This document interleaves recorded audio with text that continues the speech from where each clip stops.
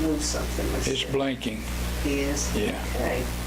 Well, this is Margaret Lacey, and we are at the Atlanta History Center on April the 28th, 2004, and we're recording for posterity and Mr. Severance's grandchildren. And you want to introduce yourself? Yes, my name is John W. Severance. People call me Jack. I was born in Montgomery, Alabama on July the 18th, 1924.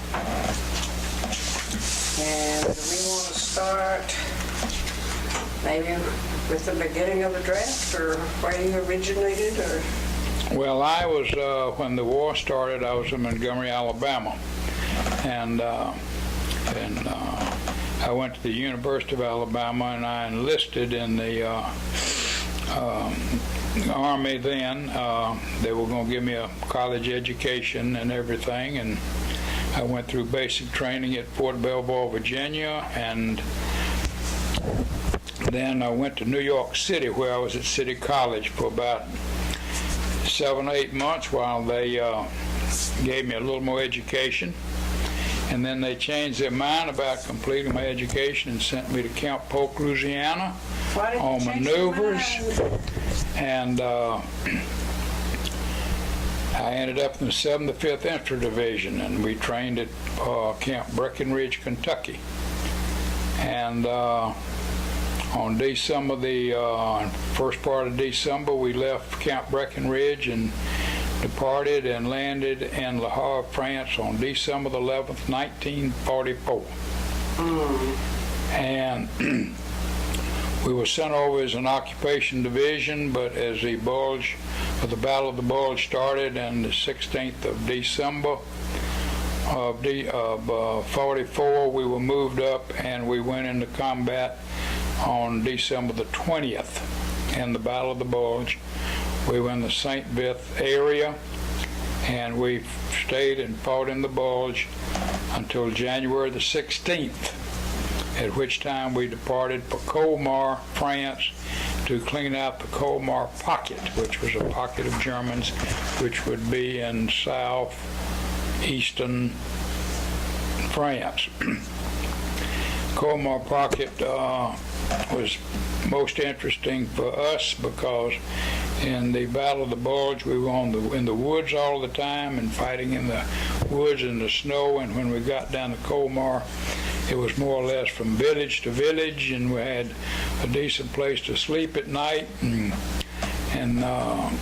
it was quite a different experience.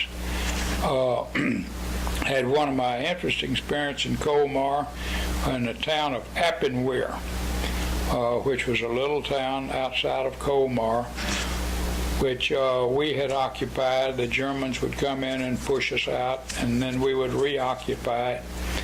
And on our third attempt to take it late one afternoon, we had gone through the town. We thought we had cleared it out, and about 5:30, I guess it was, I said, we need a good, warm, dry place to sleep tonight. So I saw a house was about maybe 50, 100 yards out from town, and I said, that house looks good. I'll go out and take a look at that house. It looks like it's got a basement in it. It's got some little lights in the basement, little windows, and we can be down in the basement and we'll be able to see out at night. And we had some good beds with some good heavy ticks on it to keep warm. We can stay there. So I told by then I was a platoon leader. I was a staff sergeant. To digress a little bit, when we were in the Battle of the Bulge, I went from PFC in the morning to staff sergeant at noon, to buck sergeant at noon to staff sergeant by 4 in the afternoon, and became a platoon leader. We had lost our lieutenant, who was our platoon leader, in the Battle of the Bulge around Christmas Day, and we did not have another officer till the end of the war. Except me. So but down in Colmar, when I went into this small house, it wasn't a small house, in fact, it had a basement. In 2 stories, I went upstairs and looked around. It looked inviting. It had comfortable beds and went down to the lower part, had a living room in this nice house, and I thought, well, the fun part is to get down in the basement, because usually in the basement you'd find maybe an old bottle of wine, or you'd find some onions or some canned goods or something to eat. So I started down the steps to the basement, and as I got down the steps, there was a candle burning on the table, and all I could see was German boots. And I was by myself, and I had a 45 Army automatic that I'd gotten from a tanker up in the Bulge. And so I started downstairs, and as I further downstairs I could see more Germans, and I could see the boots, and then I could see the knees, and I could see them, and then I could look at them, and all I had was my pistol in my hand, and I was afraid I was going to shake a bullet out. I was so scared. But as I went downstairs, I fired it once in the air, and they all put their hands up and dropped their weapons, and one started out the back door, and I fired my rifle again, and he stopped, and I marched them out, and I had 17 Germans that I marched back into Appenware by myself. They were in front of me with the hands on their heads, and I took them back and turned them over to the company as prisoners of war. For this action, I got a Bronze Star Medal. I wonder that they didn't put any resistance. I feel like by then that there was not a lot of resistance left. The pocket, we'd been fighting in there for a number of days, and we'd taken this town and at least twice. Little village is what it was. But I did go back to Appenware a couple of years ago, around 2001, and retraced my footsteps. And it was fun. I took a friend of mine, my wife was with me, and we could still see the sort of pock marks in the walls in town where the bullets had hit. But since it had been some rebuilding, I could not find the house as much as I wanted to. So that was our experience in Colmar. So after leaving Colmar, around the first part of February, around the 12th of February, we left Colmar and we went up to Maastricht, Holland. And from Maastricht we went up to Venlo, Holland, which was a little town on the Maas River. And Venlo was on one side, and Blerick was on the other side of the river. We were on the Venlo side, and the Germans were on the other side of the river.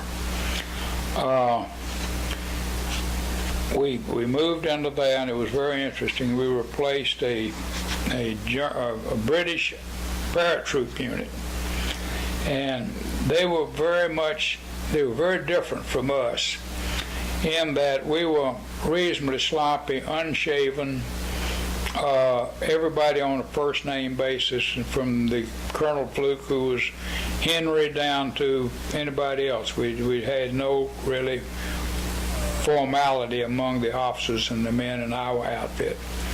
But the British were crisp, shaven, pressed, ties on, saluted. We were very much impressed with this unit that we replaced. So we were in a holding position on the river there, and we had a company CP, and Colonel Fluke, who was from Somerset, Pennsylvania, one of the finest gentlemen I've ever known, he would come down to our CP at night because we had pretty well scavenged all the basements in our area, and we had pickles and potatoes and onions and occasional bottle of wine, and he would send patrols across the river to see if he could get a prisoner. So the first night, one of the patrols went over from another company in our battalion and were unsuccessful, and then 3 days later another one went over and it was unsuccessful. So finally, about the third or fourth day, we were sitting there one night, and Henry, which was Colonel Fluke, said, "Jack, we're going to send over a really big force tomorrow night." And I said, "Well, Henry, who are we going to send?" He says, "Well, you're going to be one we're going to send." So I said, "Whoa, I don't plan to do that." So we decided that we would send over 3 squads on 3 combat engineer boats across the river. And we had a lieutenant in charge of one boat, and I was in charge of another boat, and there was another sergeant in charge of the other boat. So we we reconnoitered the area the next morning in a little light observation plane, like a Piper Cub, to see what the layout of the city was, or the town was. So about 10 o'clock that night, we started putting the boats in the river, and they didn't make any more noise launching the Queen Mary than we did getting those boats in the river. So we started across the river, and we got maybe 3/4 of the way across, and then the Germans started firing on us with machine guns and mortar fire and sunk all 3 boats. And I was fortunate enough to float down the river and grab onto or hold on to a bridge pier of a bridge that had been destroyed. And 3 or 4 of us held onto that bridge pier until daylight the next morning, and it was cold. It was in February. And they came down and got us the next morning. This is when I got my first Purple Heart. So wonder the exposure didn't... Yeah, as I think back today, I just don't understand why we didn't get hypothermia and die. I guess I just don't know. Adrenaline? I did go back to Venlo on my 2 years ago and looked at the old bridge pier that I'd held on to and talked to some of the locals about what had happened, that had really been young kids there when all this happened. But with that, I went back. I had shrapnel wounds, and I guess it was some exposure. They sent me back to the field hospital for 3 days and said, "You're fine, you can go back." Didn't want to go back, but they sent me back. So from there we went up and we did a holding pattern on the Rhine River. And I actually sat on the levee of the Rhine River and watched them cross. And it was interesting to know that one of my very dear friends in Montgomery, Johnny Boswell, was in the engineer battalion that went across first on the Rhine, and we were within 1/4 of a mile of each other and never even knew it. One of the interesting parts about our stay on the Rhine, we were there holding for several days, and we found an old bombed out schnapps distillery. Really? So we would go over there at night, send a patrol over to get us our evening libation, which we all enjoyed, and we were in a much more relaxed frame of mind while we were on the Rhine River for several days. I had a taste of schnapps. And it was pretty good, too. So then from there, we crossed the Rhine and we went into the Ruhr Pocket, which was Witten, Dusseldorf, and Duisburg, which was the industrial area of Germany. Big factories and everything, and we were to clear out the pocket of the Germans because the other American forces had cut this pocket off and were going deeper into Germany. So we were assigned to clean the pocket out. And it seems that our division ended up, we were in the Ardennes, which was a pocket, we were in Colmar, which was a pocket, and we were in the Ruhr pocket. So we cleaned out pockets. And in these pockets there was fairly stiff resistance because the ones that were in there were trapped. it was pretty intensive for a while, but toward the end, everybody just sort of gave up. And when we were in the rural pocket, we would be going from town. I mean, just not town to town, but we were just in the towns, from warehouse to factory to warehouse, cleaning it out. And on one afternoon, about 3 o'clock, we had gotten to the edge of, I don't remember exactly which town it was or anything, but we went up on the 3rd floor of a big warehouse building, sort of warehouse manufacturing building, and we could see across the levee there, and we could see a big clump of trees, and in this clump of trees we could see movement of Germans in the trees. So, and we thought a rather cavalier manner, we were going to get up and we were going to shoot those Germans across the river in the woods. And maybe 800 or 1,000 yards further out, it was sort of open plains, level ground. There were a bunch of trees and everything. So we were up and we were shooting. I don't think we were hitting anything, but we were laughing and scratching and just carrying on. And the Germans had spotted where we were firing from, and they had brought artillery into the woods. It was about 1,000 yards away. And all of a sudden, the building we were in started being hit by heavy artillery, German 88s. And they were shooting, and we were running and trying to get out, and there were about 3 or 4 of us, and we all got pretty well nicked up with shrapnel and flying bricks and everything else that we got out of the building. That's when I got my second Purple Heart. So from there, we started into Germany. And of course, we never really knew where we were. Our whole world was 100 yards wide. And anything beyond 100 yards wide, 100 yards to our left and 100 yards to our, we didn't know what was there. We didn't know what was going on. We knew there should be somebody there. We had a vague idea of what was in front of us, and we knew what was behind us, which was where we all wanted to be, back at the company headquarters, the battalion headquarters. So we went on into Germany, and finally when we got into Germany, we got our first officer back, a Lieutenant Jack Epstein from Los Angeles, and one really nice guy. And he came in, he'd just been in, he'd just gotten his commission, and the first thing that he said when he got there, he says, "I don't know what's going on. This is all new to me. Y'all have been here a long time. Y'all tell me what to do." But he was a nice guy, and we were rather seasoned.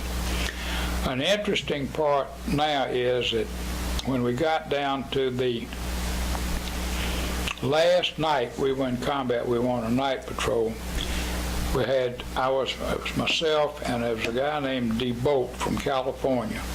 And out of the original 41 in our platoon that started out on December the 20th in the Battle of the Bulge, there were 2 of us left. And that night, DeBolt got hit with artillery at a crossroads. It didn't kill him. And when the next morning, I was the last one of the original 41 in my company,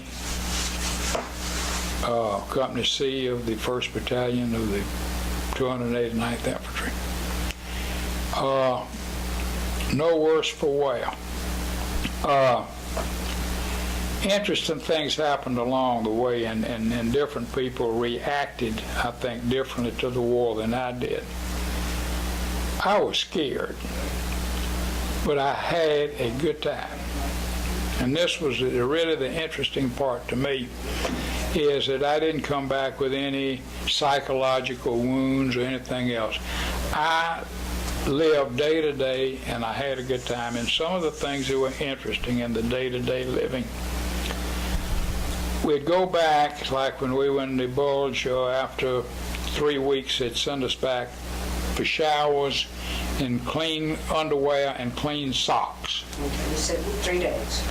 No, after they'd send you back for one day, after about 3 weeks. All right. They'd send you back, and it was always in some small town. And we would go back to these small towns, and there was always a long line getting into the showers. And of course, you always had your buddies, or one or two buddies that you just really had a lot of camaraderie with. Well, we didn't particularly want to stand in line. I was a staff sergeant. I didn't have to go stand in line. So we would go find a little French or Belgium or German or whatever it is, or bar or cafe or whatever it is, and we would go in and we would drink either cognac or wine until the line got down to real short. But by then it was too late to get a shower. We'd go grab our socks, get our underwear, and go back to the unit. So by taking this personal R&R at all opportunities to get cleaned up, I went 3 months without a bath. Did it rain any? It rained a little bit, but when I got my first bath and cleaned up, I thought I was going to freeze to death. Another thing that we did that was interesting, when we were in the Battle of the Bulge, it was cold and it snowed, and it was very, very cold weather. So That was March, maybe? December. December. It was in December. So what we would do, you had these overcoats that were just way too heavy, these heavy coats. So when somebody would get wounded or killed, each night they'd bring your sleeping bag up, which was like a mummy bag. They'd bring the sleeping bag up, and then you'd sleep in it at night. And believe it or not, they had us a hot breakfast every morning. Except that in the Bulge, we got cut off for 3 days without food, and we did not know we were cut off. And the night we got cut off, when I'm digressing now back in the Battle of the Bulge, about the second night in there, we had dug our foxholes, and I mean a foxhole was really home to you. And we had 3 of us in our foxhole. And we had it dug out, and we had the wood, the trees on top and the mud on top, and we had a place that we could look at, and we had our ammunition and our hand grenades and everything in there. And the second night, about 2 o'clock in the morning, the Germans started a drive to clean out the little pocket that we were in. And they attacked about 2 o'clock in the morning. The artillery was coming in. You could hear the Germans, and we were literally popping hand grenades and rolling them out the foxhole. They were that close to us. And we did that until daylight, and then everything quieted down. And when the next one we got up, there must have been 20 or 30 or 40 Germans wounded or dead out in front of our foxholes. And they cut us off. And so we did not get breakfast that morning, and we didn't get breakfast the next morning. And by the third morning, we knew we were in trouble, but we still had some sea rations and stuff like that. So we managed to eat, and the 82nd Airborne came in and made contact with us and got us where we could get out. But during those nights when it was so cold, and during the days when it was so cold, if somebody, we'd go back and we'd go through the sleeping bags, and if somebody had been wounded or killed, we'd take their sleeping bag and we'd cut the bottom of it out, and we'd cut armholes in it. To where? To wear. And so we would wear, and they were loose fitting. Yeah. They were warm. They were long. We looked like really a bunch of monks. Sounds good to me. No shave, but just. It worked. But it worked. So that would those were interesting things that we did in the Bulge, and interesting that we did when it was time to get a bath. There are so many little things that happened, but basically you were scared.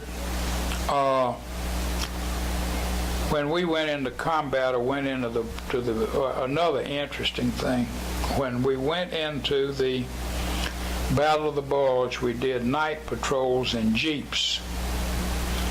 And because we didn't know where the Germans were, we didn't know really where we were, and we'd be 3 of us in a jeep and a machine gun mounted on top, and we'd do these patrols on these roads to see if we could find, make contact with anybody.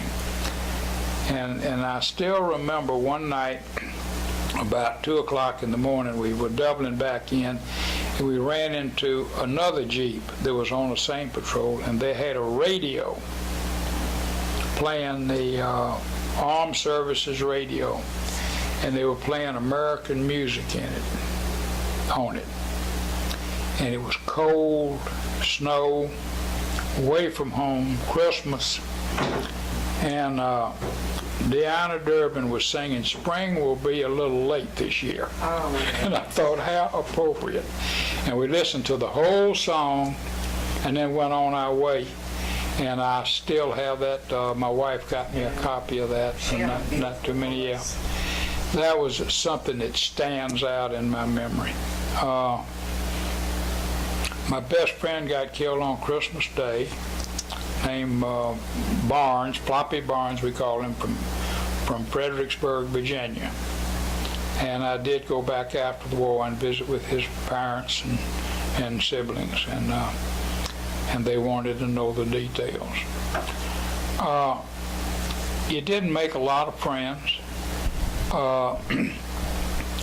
We started getting replacements in after the Bulge, and we'd get these different we were young, I was 19, 20, but we got these 18-year-olds that had been to Fort Benning for 3 months, basic training, a month to get over to us, been in the Army for maybe 5 months, and they came up and they were all ready to fight the war, and they wanted to know when we're going on patrol, when we're going. We said, look, you don't really want to do that, but so we never had any shortage of volunteers the first time to go on patrol, but after they went the first time, they'd make you pick them the next time. I thought of a question about the beginners coming over. Mm-hmm.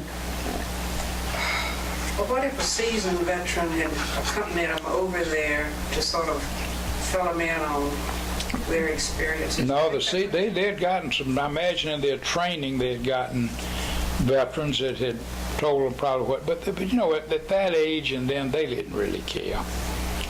It was a whole new experience for them. But the experience that I had was, though, that I was scared. I took advantage of any opportunity to kind of do my own agenda. I didn't make any long-lasting friends. I couldn't. They were all gone, and the ones that I started out with. I still remember a lot of names. I know basically kind of where they're from, but there wouldn't be much way to find them again.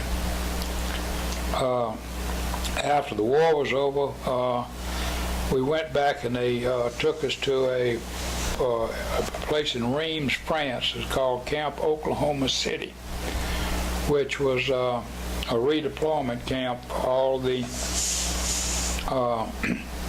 troops who were coming back. And if you had 65 points, you got points for length of time in service, medals, Purple Hearts, battles, we had 3 campaign ribbons, you got points for that, and it took 65 points to get home. So we had this redeployment deal, and I was in charge of the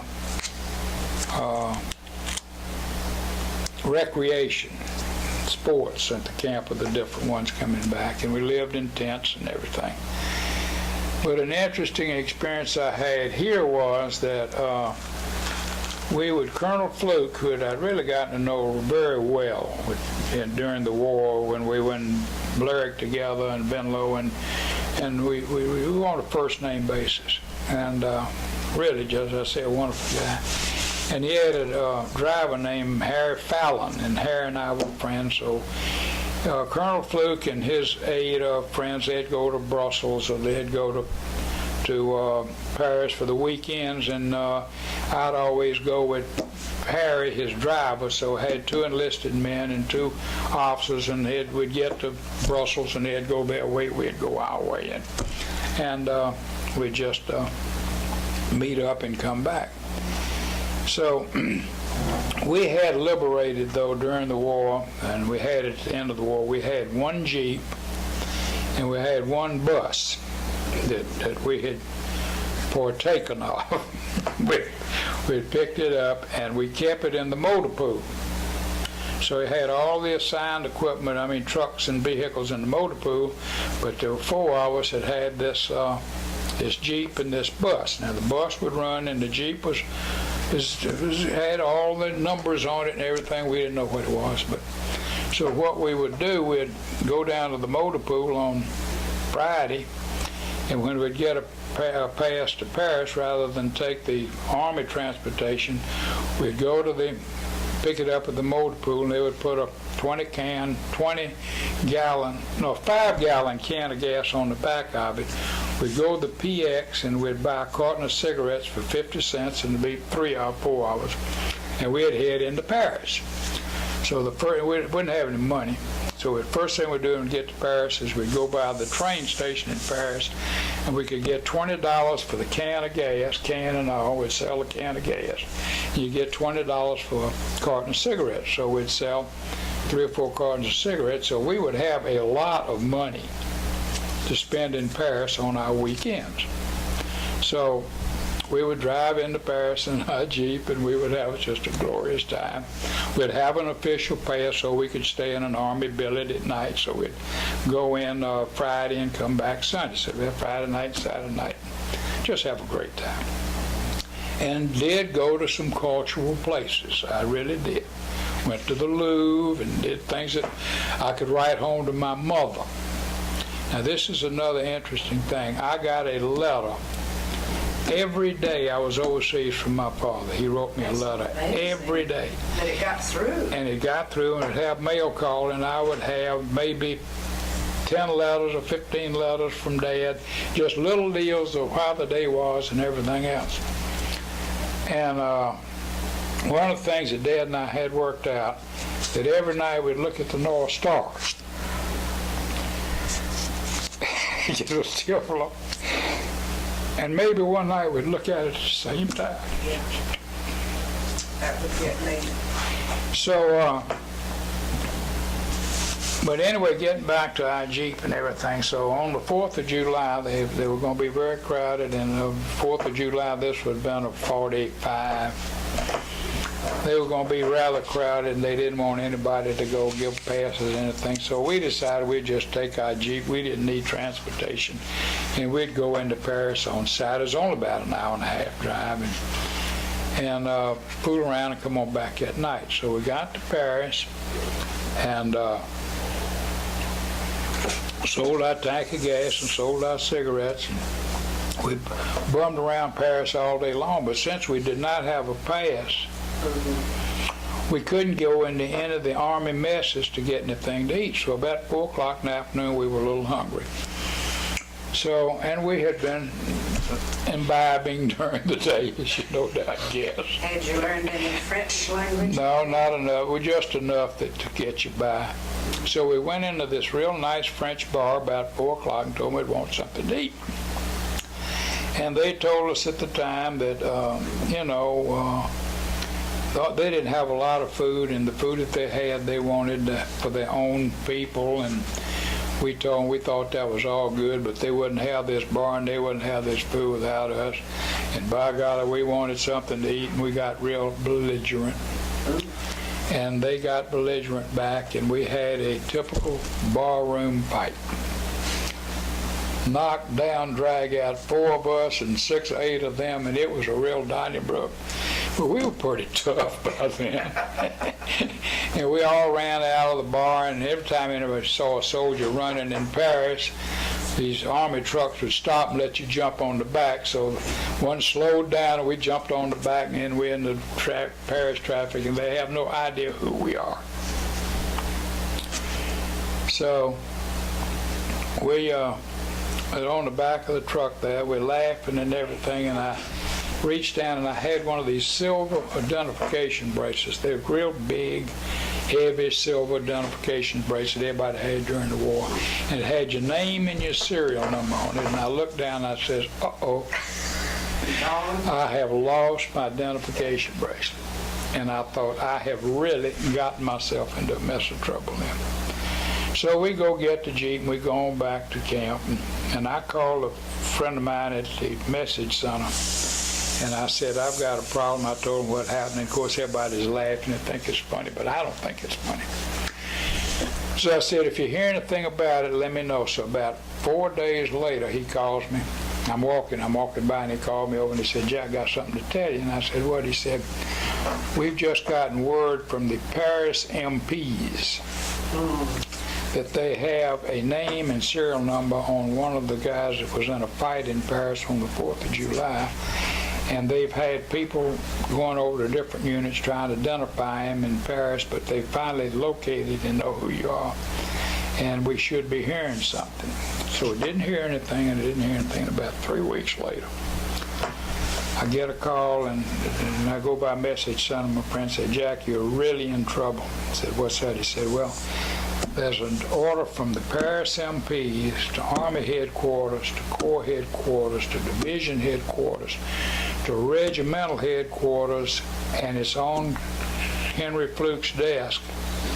And it's endorsed by every element that has gone through, and it's all endorsed that you will be court-martialed. And it's on Colonel Fluke's desk. And I said, oh, Lord. So I don't hear a thing. And I can't even sleep now. I mean, the war's over. I'm going home and now they're going to court-martial me. I'm going to get busted, blah, blah, blah. So about 4 days later, I'm walking over to my little office where I'm doing the recreation for Camp Oklahoma City. And Colonel Fluke's walking out of his tent. And he yelled at me and says, Jack, could you come here a minute? And I went over there, and I'll never forget it. I had a button unbuttoned on my shirt, and he reached over and he buttoned the button on my shirt. He said, what did you do? Go to Paris, get drunk, get in a fight, hang your goddamn dog tags on the bar, thumb your nose and leave? I said, it's almost like that. You almost got it dead right. I said, I just, He said, you don't have to say anything. He said, we've been through a lot together. He said, don't you remember when you came back after the 4th of July and you came by and you told me about this incident in Paris? And I said, am I supposed to remember? He said, you're supposed to remember that. And I said, well, I remember that. And he said, do you remember that I reprimanded you and I gave you a company punishment for a week and restricted you to your tent for a week? I said, yeah, I remember. He said, well, I've had to send it back that I'm sorry I'd already punished you for that and there's nothing more we can do about it. He said, I've sent it right back up the chain of command. I'm sorry, but I was ahead of you and he's already been punished for what he did in Paris. I said, wow. You were taking care of the recreation. What sort of recreation? Oh, we had softball and touch football and all that, yeah. So then the next thing that came up, how we doing time-wise? Oh, let's see. Well, we got, 20 minutes. all right. Yeah. Another interesting thing, I had some interesting experiences. My father, as I say, wrote me a letter every day, and he wrote me after the war was over, and he said that there was a major back at division headquarters whose father was a good friend of his, and that they had lunch together, and that I should go back to division headquarters and look up Major so-and-so, that they thought it'd be fun for their sons to get together. So I go down to the company CP and I get on the phone and I call him. He says, yeah, Jack, come on back and we'll eat lunch. So I go back to wherever it is and we're having lunch and we're talking. We say, this is something we had to do because this is something my fathers wanted us to do. And it's rather ludicrous for a staff sergeant and a major to have lunch. We don't even know each other. We got nothing in common. And he said, well, I just got an interesting assignment. And he said, I'm in charge. The division has 10 spots that they're setting up these Army universities in Europe. There's going to be one in Paris and one in London and one in Biarritz, France.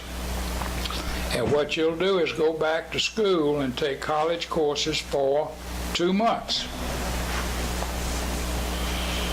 And he said, I've got to select 10, and he said, you can imagine how many applications I'm going to get. He said, do you want to go? And I said, yeah, I'd love to go. He said, well, which one do you want to go to? And I said, I think Biarritz would be wonderful. So he said, well, sign this right here. And he said, I'll get somebody to fill it out for you. And he said, I'll see what I can do. So sure enough, about 3 weeks later, I get orders to go to Biarritz, France, back to school. And this is really nice. They've taken over all of the hotels. They've got professors from all the universities in the States. I was an SAE in a fraternity. We had an SAE fraternity chapter there.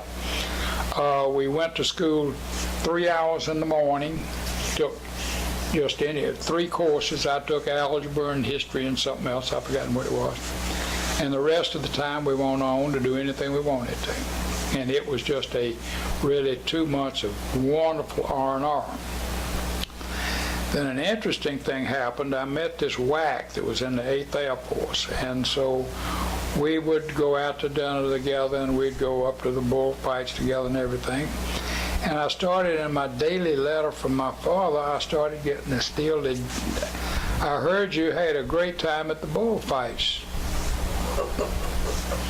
And I heard that y'all went down to docks to see the bears, and he knew everything I was doing in Biarritz, and it really was upsetting. So I saw the catalog list in the back of my mind, and I just thought, well, I just cannot figure this out. So when I got back home after the war, we had a good friend named Parker Smiley who was in the 8th Air Force that knew, this girl's name was June Gantz, that knew June. And June would write Parker what we had been doing, and then Parker would tell Dad, and then Dad would write me back that he was keeping up with me.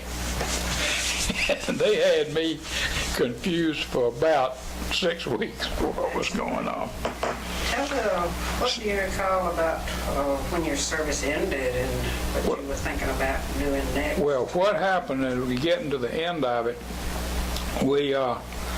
When I left Biarritz to go back to the States, go back to my old outfit, they had disbanded my division and everybody was gone. And you needed 65 points to get home, and I had 64. But I had no outfit because when they started, my orders were to go back to the 75th Division from Biarritz. So I'd go to a replacement depot, and they wouldn't have anywhere to send me. And the way the Army did things, if they didn't know what to do with you, they gave you to somebody else. So they sent me to the next replacement depot. So for about 3 weeks or 4 weeks, I went from replacement depot to replacement depot, and I finally ended up in Le Havre, France, port of debarkation, the troops going back to the States. Well, here I was with 64 points, not enough to go back, but nowhere to send me, so the Army did the best thing. They just stuck me on a boat and sent me home. So I got home and out of the service on December the 22nd of 45, home for Christmas. And the rest of the boys that had 64 points got back in the spring of 46. Did you have any idea you were going to be home for Christmas? No, I had no idea. And I'll never forget it. We had a big thing at Fort Mac. I went in the Army at Fort McPherson, and I was discharged at Fort McPherson. And So I went back home. I didn't really know what I wanted to do. And I'd gone to the University of Alabama for about 7 months before, in 1942 or 41, whenever it was. And I thought I'd go back to school.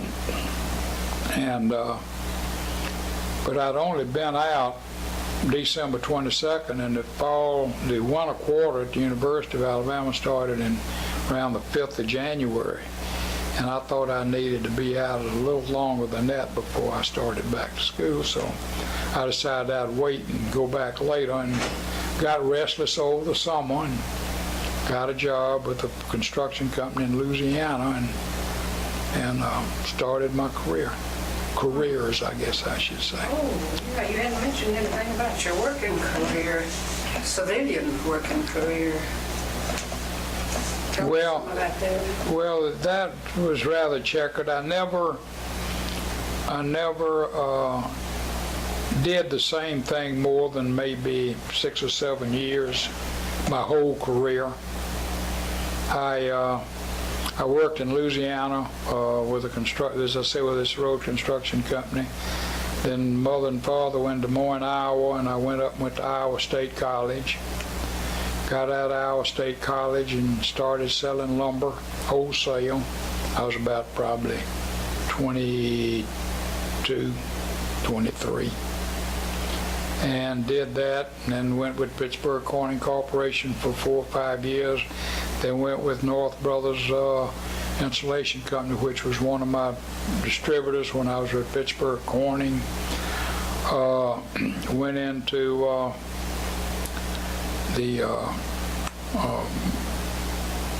with North Foundry Mold Company, which was owned by North Brothers, who I worked with for 4 or 5 years. Was in the ready-mix business with Whitley Concrete for 4 or 5 years. Sold industrial, commercial, real estate for 4 or 5 years. Really? Just did different things, and ended up doing a lot of work on the transit systems, subway systems from Miami to Boston. Had a steel fabricating plant in Statesboro, Georgia. Had a sawmill down in Zenith, Georgia. Erected all the overhead sections of MARTA in Atlanta. And did that 4 or 5 years. Then retired. That must have been quite a challenge. Then went back to work. After I retired, the Beck Company wanted to do some diversifications. I went to work with them for 5 years and ended up doing business development, which was really fun, which was entertaining clients, playing golf, going fishing, nice trips, and retired 14 years ago. And you've been busy ever since? Been busy ever since. Built a hunting lodge down in Taylor County on the Flint River. Go down there quite often, and just, I've had a good life. 3 good kids. Where are they? 2 in Atlanta and 1, my daughter's in Delaware, Middletown. 2 grandsons, Adam and Alex. Divorced, have a wonderful second wife. We've been married 32 years now. And it's just a good life. You're probably busy. I don't know if did you mention reunions or did? Well, no, we don't have. The 75th Division, I found out 2 years ago, have had reunions every year, and I didn't know about it.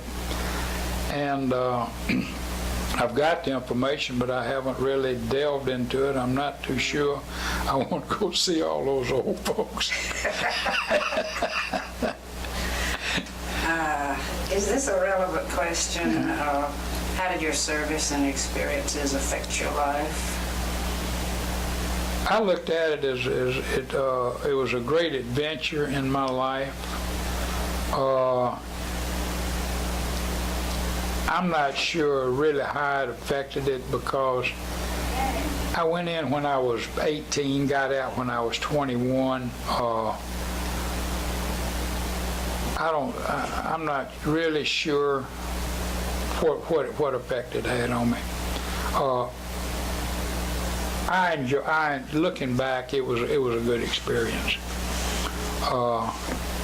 I don't know whether it made me think deeper or less deep, or it was just a part of my life that I'm glad I had the experience, and I wish that a lot of guys could have had the same experience. I worried about that 65th point.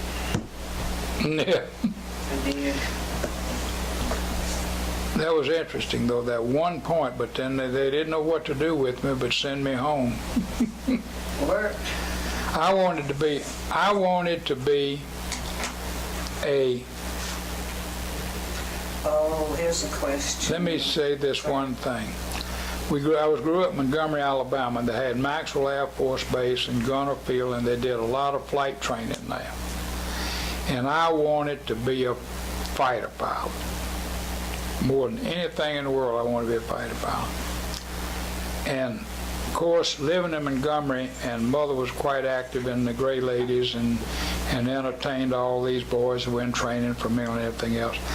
And a lot of them got killed in training in Montgomery and the flight school. And Mother thought that was the most dangerous thing in the world, would be flying, so she just did not want me to do that. So as I ended up in the infantry, I'd put a PS on my letter home, and I'd say, I saw all the planes flying back to England for a warm place to stay. But I wouldn't want to be in that. It's too dangerous, Mother. You were teasing I her. tease her, yeah. I want to be sure we covered everything. You had another question there? Oh, yeah, here's one. Concentration camps. Did you ever have any experience? Oh, yes, I had an experience with the concentration camps. When we got in the rural pocket, they had concentration camps there because they had these, they had all the labor in these factories and everything were slave labor. So when we were in the rural pocket, we usually had a tank detachment with us of Sherman tanks. And we got orders when we saw a concentration camp, do not disturb it. Just secure it so that everybody will be all right. But we sort of had an understanding among ourselves and among the tanks that were with us that the tank drivers weren't very good drivers. And when we get to a concentration camp, we would start surrounding it, and darn it, they would knock down one corner of the wall and let them out and free them. I mean, everyone we went to, we let whoever was in there out. And these people that were in there, when they came out, they knew exactly where they wanted to go and who they wanted to get. And they would go into the towns. We never knew what happened, but they had a destination when they got out of somebody that I think they wanted to get even with. So that was the experience we had. We always we let them out. We weren't supposed to, but you know, what could they do about it? I was going to ask you what they meant by saying secured. We would go so nobody could get in and hurt them, no local people. Oh, yeah. And then they would go in, they wanted to interrogate them and feed them and clothe them and you know, and then, you know, catalog and let them, well, we let them out. We just did that. You had more than one of those camps. We hit more than one. There were a lot of them in the rural pocket. You never hear about the numbers. Mm-mm. But I was in my outfit, we were in every army in Europe, 1st, the 5th, the 7th, the 9th, the British 1st, no, the French 1st and the British 2nd. Our outfit was attached. We never were in the 3rd Army with Patton. That was the only one we never were in. We were in all the rest of them. Early on you mentioned that the British was so formal. Oh, yeah. How did that work with the two different methods of approach? Well, they were really crisply disciplined. That's just the way the British were. They had their tea. We weren't with them for about 2 or 3 days. I was in an advance party, and then they left. But they maintained their traditions, and they were great fighters, and they're just great people to be allies with. Yes. Feel like I'm leaving out something. You stayed in touch with you got mail. I didn't ask you about the food because you mentioned that. The food? Yeah. The food was, the tankers got the good food. They did. They got their food in a wooden box, and they'd have bacon in it. They'd have all really good food. And all we had was sea rations. So it was fun to run into it. One thing about food, when we got down to Biarritz at the American University, they had set up these huge cafeterias. And it had been 14 months since I'd had a fresh egg.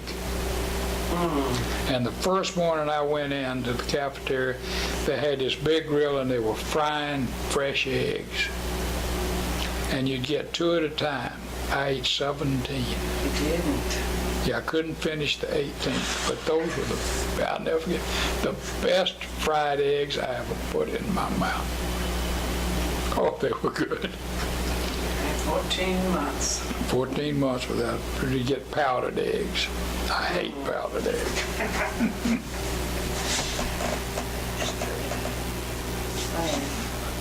Yeah. When we get getting close to winding up, All right.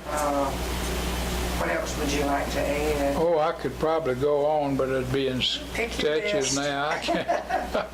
I can't say. Well, let's see. New York was fun when I was at City College. I was at City College for about 4 or 5 months. I'd never been to New York. This was, the war was on, and I used to go down there at City College. I could go down to the Hudson River at night, and it would be full of ships. And there'd be more ships, and then you'd go down the next night and they'd all be gone. Convoy had left. And we'd go down and do that. Then we could go into town. You could go see any New York play you wanted to. You get tickets for that. It was just a great experience being in New York City, and since then I've just loved to go back. I had a girlfriend up there from Gadsden, Alabama. So I had somebody to go out with when I was on the weekends, and went to plays and to the restaurants. And Is that where you met your wife? When you no, were I in met college? my wife here in Atlanta, yeah. But then I guess another interesting experience was when we went from New York. They put us on a troop train, and we had they abruptly said, "You're leaving in 3 days." Leaving for where? We didn't tell us where, and they put us on a troop train, and we all had been in college. So they put us on a troop train, and we rode the troop train for about 3 days. And we went through Ohio, and we went through everywhere. And about the third morning, about 2 o'clock in the morning, the train stopped, and it was pouring down rain, and we were at Camp Polk, Louisiana. Really? And we were assigned to the 75th Infantry Division. We'd been in New York City for 5 or 6 months, living just soft, good life. And we get off of that train in the pouring down rain, and by 6 o'clock that morning, we are assigned and in the rain and on maneuvers, infantry maneuvers in Louisiana. And each one of us, each was just a handful assigned to each unit. Like I ended up in what battalion and company that I did. That's quite a change. And all they could do is say, "Well, look at our college boys." Really? they made life real hard for us. And it was always just, it was tough. Cold, miserable, rain, sleeping in pup tents, eating sea rations. It was something else. How long? We were there about 2 months, and then went to Breckenridge, Kentucky, which was really fun. I don't know, I just had a good time. What was fun in Breckenridge? Just being there, and just going into Owensboro, Kentucky on the weekends. My mother went to Randolph-Macon, and there was a classmate in Owensboro that had a good-looking daughter who ended up as my interest while I was in Owensboro. Don't know where any of them are now. You saw so many different scenes and experiences. But really, basic training at Fort Belvoir, Virginia was really interesting. Was it? Oh yeah, well, you'd never done anything like it. We had the toughest drill sergeant, I believe. Of course, everybody had the toughest drill sergeant in the world, but Sergeant Brohorn. And when we finished our basic training, we were all, out of college, and we thought usually when you finish basic training, you'd put your sergeant in the shower. Big mistake. We got through with basic training, we all got back to the barracks. He came in and says, well, your basic training is finished, and you'll be reassigned within the next week or 10 days. And we said, great. We all grabbed him and put him in the shower. And you didn't put your hands on your drill sergeant, you didn't put him in the shower. And we lived hard till we got out of there. I mean, we scrubbed those barracks, we did drills, we did KP. I mean, he made life miserable for us. But we didn't know. It was a custom. I never heard that before. Well, not in the Army. It's not a custom. It's not like in a football game where you pour the ice water on the coach. You just don't do that. Oh my goodness. Well, that answers my next question. How do people entertain themselves? No. Oh dear. But I feel like I'm leaving something out. No? Okay. Thank you so much for the interview. You know you get a copy. I would love to have a copy, and I